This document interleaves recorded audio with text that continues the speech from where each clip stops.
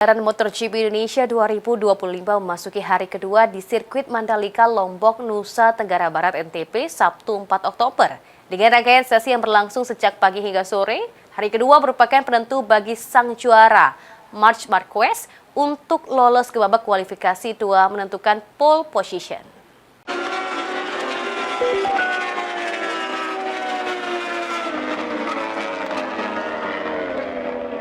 Pemirsa Moto Grand Prix Indonesia atau MotoGP Indonesia 2025 di hari kedua, tepatnya hari Sabtu 4 Oktober ini sudah dimulai, di mana untuk agenda hari ini nantinya para riders dari masing-masing tim, baik dari Moto2, Moto3 dan juga MotoGP ini akan melakukan pre-practice dan juga kualifikasi.